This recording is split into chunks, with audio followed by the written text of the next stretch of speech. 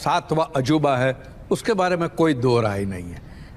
और मैं ये भी नहीं मानता कि ताजमहल के निर्माण की सच्चाई बाहर आने से ताजमहल की छवि धूमिल हो जाएगी, बिल्कुल नहीं।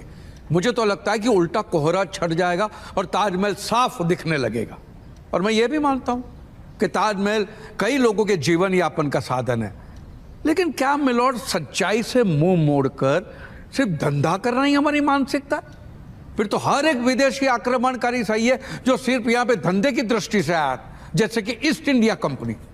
और हम तो आज भी धंधा ही कर रहे हैं मिलॉर्ड, शिक्षा का धंधा, इतिहास का धंधा।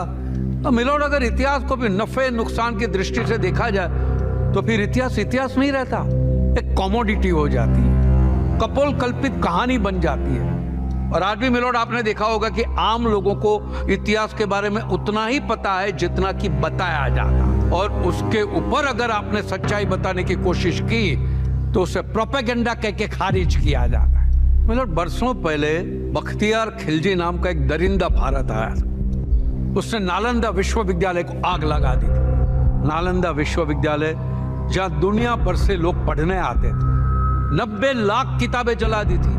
3 महीने तक आग जलती रही, हजारों विद्यार्थियों शिष्यों को काट के रख दिया, और असली भारत का इतिहास उस आग में स्वाहा हो गया। फिर आए अंग्रेज, उन्होंने भी हमारे इतिहास के साथ खिलवाड़ किया और जो मन में अनाप शनाप लिख दिया। और फिर आजादी मिली तो एक नया दुश्मन खड़ा हो गया, वामपंथ।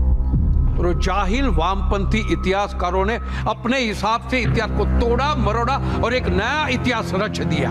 आप देखिए मिलॉर्ड, हमें अंग्रेजों के अत्याचार के बारे में पढ़ाया जाता है, कभी मुगलों के अत्याचार के बारे में नहीं पढ़ाया जाता। वरना सब जानते हैं देश में अनगिनत मंदिर टूटे हैं, सोमनाथ से लेकर काशी विश्वनाथ तक, लेकिन उसका कोई जिक्र नहीं है। अंग्रेजों ने 200 साल राज किया मिलॉर्ड, लेकिन कभी भी किसी मंदिर को तोड़कर गिरिजाघर नहीं बनाए। मिलॉर्ड, जिस शाहजहां को सेक्युलर कहा जाता है कि सभी धर्मों से प्यार करने वाला, सभी लोगों को गले लगाने वाला, एक मासूम सा क्यूट सा, वो शाहजहां ने देश में अनगिनत मंदिर तोड़वाए हैं और अकेले बनारस में 76 मंदिर तोड़वाए हैं। यही प्रमाण है शाहजहां कितना सेक्युलर था। या हमारे देश के कुछ सेक्युलर तो रामायण और महाभारत में भी सवाल उठाते। उनके हिसाब से तो राम और कृष्ण का तो कोई अस्तित्व ही नहीं है, ये तो सब काल्पनिक पात्र है।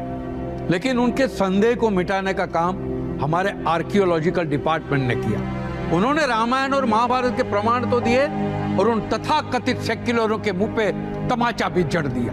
मिलॉर्ड, सदियों से चली आ रही भारत की सभ्यता को बार